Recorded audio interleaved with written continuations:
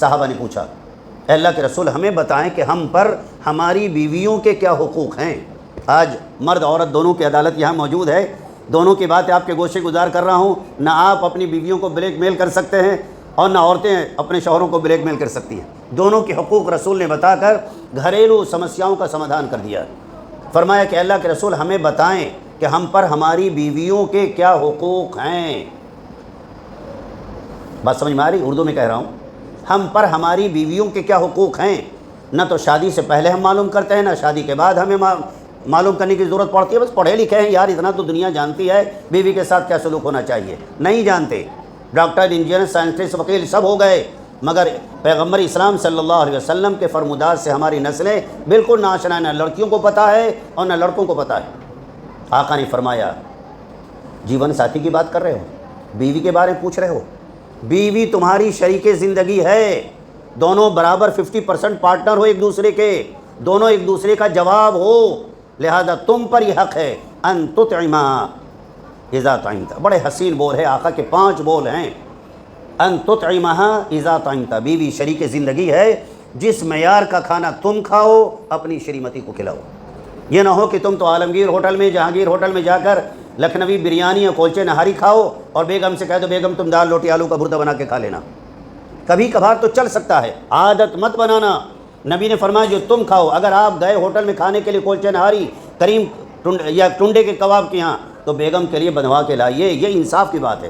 آپ نے تو مزے لے لیے، زبان کے چٹخارے لے لیے، اور شریمتی آپ کی بیچاری دال روٹی پر قناعت کر رہی ہے۔ ان تطعمها اذا طعمت، تم پر تمہاری بیوی کا یہ حق ہے کہ جس معیار کا تم کھاؤ، جیسا تم کھاؤ ویسا بیوی کو مت کھلاؤ، کیونکہ ہم ہارٹ کے مریض ہیں، ہمیں ڈاکٹر نے کہا ابلا کھاؤ۔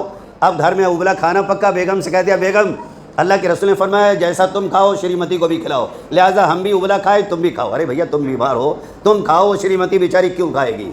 جس معیار کا، جس اسٹینڈرڈ کا کھانا تم کھاؤ اپنی بیوی کو بھی کھلاؤ، یہ شریک زندگی کا حق ہے۔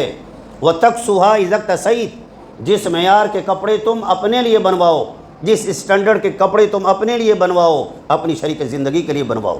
یہ نہیں ہوگا کہ آپ تو 10,000 کا سوٹ پہنیں اور شریمتی سے کہہ دیں تم نخاس چلی جانا جمعرات کو یا سنڈے کو، وہاں سے کانپور کے ٹکڑے آتے ہیں، کٹ پیس آتے ہیں، 250-300 میں ایک سوٹ بن جائے گا تمہارا، لے آؤ۔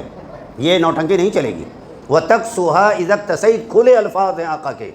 گھر میں حالات کیوں نہیں بنتے ہیں کہ مرد میٹھا میٹھا ہپ ہپ، کڑوا کڑوا تو تو، مرد صرف اپنی ہی خدمت چاہتا ہے، بیوی کے ساتھ اچھا سلوک کرنے کی اسے توفیق نہیں ملتی۔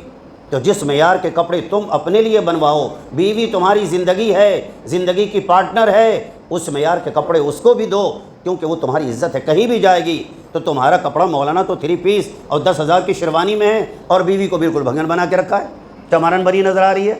یہ سب نہیں چلے گا۔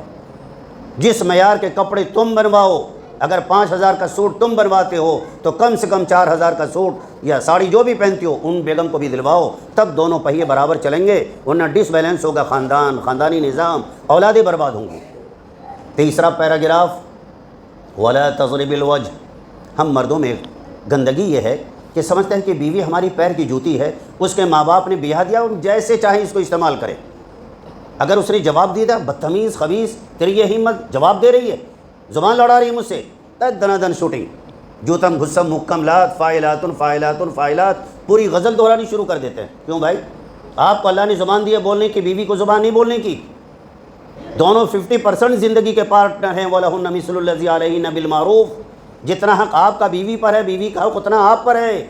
وَلِلرِّجَالِ عَلَيْهِنَّ دَرَجَةٌ، اللہ نے مردوں کو ایک درجہ فوقیت، سربلندی دی ہے تاکہ ان کا پریشر باقی رہے، عورتیں اپنے مردوں کے قابو میں رہے، ورنہ مرد ادھر آفس گیا، شریمتی نے برقع اٹھایا، وہ بھی گھومنے کے لیے چلی گئی، یہ نہیں ہوگا، شوہر قابو میں رکھے گا۔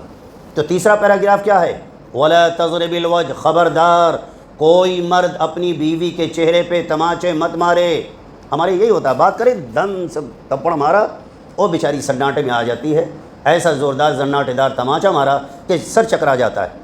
اللہ کی صورت کو بگاڑنے کا حق دیوبند کے مفتی کو بھی نہیں، جہانگیر کو بھی نہیں، عالمگیر کو بھی نہیں، حاجی کو، نمازی کو، قاضی کو، دنیا کے کسی فرد بشر کو یہ حق حاصل نہیں کہ اللہ کی حسین بنائی صورت کو تپڑ مار کر کے بگاڑ دے، حرام ہے۔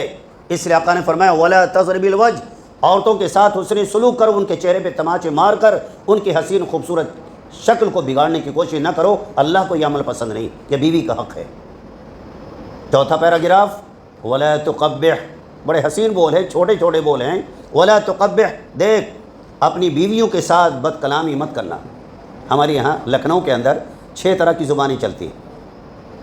بیوی کے ساتھ تو ہر طرح کی 6 زبانیں جیسے چاہو جوتم غصہ مکملات پوری غزل دہرا دی جاتی. فرمانی ولا تقبح، شریک زندگی ہے. تمہاری زندگی کی شرافت ہے کہ تم اچھے شوہر بنو، شریف بنو. شریف مردوں کا شعار نہیں کہ عورت کے ساتھ گالم گلوچ اور ماں بہن کو بے آبرو کرے. وہ آپ کی زندگی میں آئی ہے. آپ اگر کوئی بات ہے تو میاں بیوی آپس میں نمٹ لیں. آپ غصے میں اتنے دیوانے پاگل ہوئے کہ بیوی کی ماں اور بہن پورے خاندان سب کی عزت برباد کر دی. ولا تقبح، خبردار اپنی بیویوں کے ساتھ بد کلامی بد زبانی گالم گلوچ مت کرنا. یہ شریف مردوں کا طریقہ نہیں ہے. ہمارے یہاں تو حاجی صاحب کو اگر غصہ آ جائے، نمازی صاحب کو غصہ آ جائے تب تو پھر وہ آسمان اٹھا لیتے ہیں اور خاندان کی کوئی آبرو نہیں بچتی سسرال والوں کی، ان کو تو بے آبرو بنا کر کے رکھ دیتے ہیں. نہیں ایسا نہیں، بے آبرو مت کیجیے آپ. بیوی شریک زندگی سکون قلب ہے، ان کو اپنے لیے عذاب نہ بنائیے. ولا تقبح، 4 آئٹم ہو گئے. جس معیار کا تم کھانا اپنی شریمتی کو کھلانا، جس معیار کے کپڑے تم پہننا اپنی بیوی کو پہنانا، بیوی کے چہرے پہ تماچے مت مارنا، اور بیوی کے ساتھ گالم گلوچ بد کلامی بد زبانی مت کرنا. اور نمازی ہو تب تو بہت بڑا جرم ہے، پڑھا لکھا آدمی ہو تو اور جرم ہے. جاہل گوار کر لے تو چلو بھیا وہ جاہل ہے یار، ہو گیا غلطی ہو گئی، لیکن باشعور آدمی کرے یہ تو بڑا جرم ہے. اور آخری بات، امام الانبیاء صلی اللہ علیہ وسلم نے فرمایا ولا تہجر الا فی البیت. گھریلو میٹر کو لے کر، بچوں کو لے کر، ساس بہو کو لے کر، نند بھاوج کو لے کر، دیورانی جٹھانی کو لے کر، مشترک فیملی ہے، اس میں کچھ نہ کچھ تنفو تو لگا ہی رہتا ہے. ان حالات میں اگر کوئی ایسی بات اونچ نیچ ہو جائے تو ہم مرد تو سمجھتے ہیں کہ عورتیں پیر کی جوتی ہیں، رات میں 1 بجے دھکے دے کے گھر سے باہر نکل، میرے گھر سے چل جا. کہاں جائے گی؟ اس کے ماں باپ نے آپ کو امانت کے طور پہ دیا تھا اور آپ ذرا سی بات پر دھکے مار کر کے رات میں 1 بجے نکال رہے ہیں. کس کے گھر میں جا کے قیام کرے گی؟ فرمایا ولا تہجر الا فی البیت. اگر بیوی سے کچھ ناخوشگوار حالات پیدا ہو جائیں تو ایک ہی گھر میں زندگی گزارو. نہ تم نکلو کہ ٹھیک ہے تم ہی کرو میں گھر سے نکل گیا. ارے کیوں نکلو گے یار، تمہارا گھر ہے. اور نہ بیوی کو نکالو، آج نہیں کل پرسوں 2 روز 4 روز کے بعد اللہ تعالیٰ حالات کو بہتر کر دے گا، پھر زندگی گاڑی پٹری پہ آ جائے گی، اللہ حالات کو خوشگوار کر دے گا. یہ 5 آئٹم ہیں عورتوں کے حقوق. ہم مرد نہیں جانتے، ہم تو جانتے کہ بس عورت کو یوز کرنا ہے، استعمال کرنا ہے، چاہے ظلم کرو کچھ کرو. ماں باپ نے بھی آتا اب کون دیکھنے آتا؟ اگر ماں باپ مر گئے تب تو بیچاری کا کوئی پرسان حال نہیں. شوہر اس کی عزت و آبرو کا، جان کا، مال کا، ہر چیز کا ذمہ دار ہے، اور ہر ایک ذمہ دار سے اس کی ذمہ داری کے بارے میں پوچھا جائے گا.